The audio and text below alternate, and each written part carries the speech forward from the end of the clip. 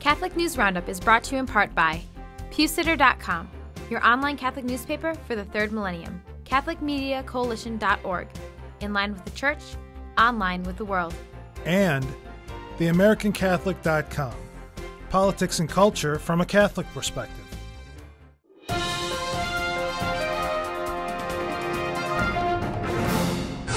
Hello and welcome to today's edition of Catholic News Roundup. I'm Michael Voris. Planned Parenthood exposed again. From LifeSite News, just days after an explosive undercover video showed a Planned Parenthood manager in New Jersey coaching a purported pimp and his prostitute how to cover up their child sex trafficking operation, the pro-life media organization Live Action has released more footage from an additional Planned Parenthood clinic, this one in Richmond, Virginia, showing the same. The Planned Parenthood employees were caught on tape agreeing to help the pimp get secret abortions and cheap birth control for his illegal sex workers, some of whom were as young as 14. The New Jersey worker even went so far as to advise them to seek abortions for girls 14 and under at Metropolitan Medical Associates, which was shut down for health code violations in 2007 and has more recently been accused of several botched abortions. Live Action says their investigation continues to unearth alarming evidence that Planned Parenthood is willing to facilitate the sexual exploitation of minors and the young women. Just click on the website right over here to view the undercover videos.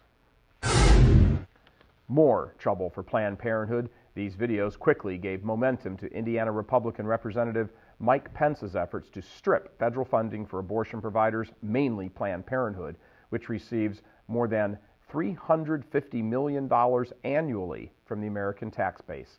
Pence says, quote, "The time to deny any and all funding to Planned Parenthood is now," end quote. He is urging Congress to immediately bring his bill to the floor for full consideration.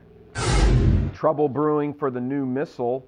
A group representing more than 400 of Ireland's 4,500 priests has made an urgent plea to the country's bishops to postpone the introduction of the new English translation of the missal for at least another 5 years, this being reported by Catholic News Service.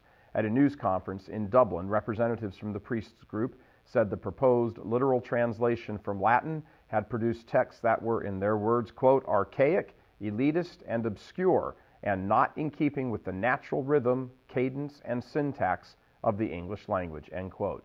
The priests say that they are afraid it will add more chaos to what they described as an already chaotic church, and it will draw more people away from the Mass rather than to it. Stay with us, back in just a few seconds.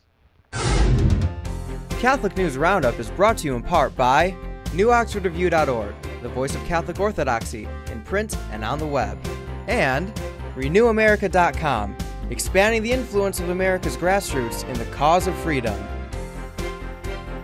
CatholicUnderground.com, the podcast about our Catholic faith and new media.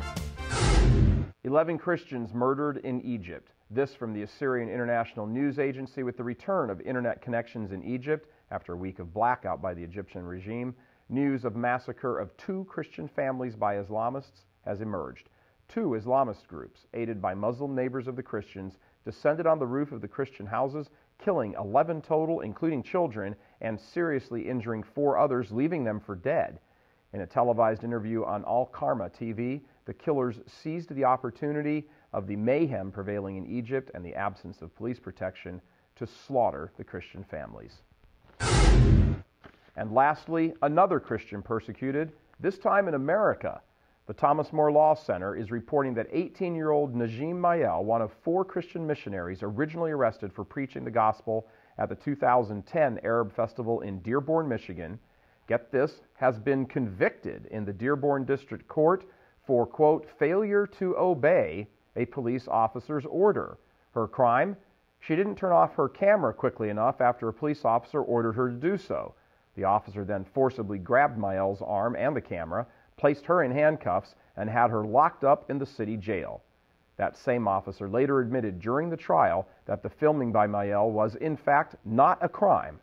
The Law Center filed its opening brief at the Wayne County Circuit Court, seeking to overturn Mayel's conviction, stating her constitutional guarantee of free speech was clearly violated.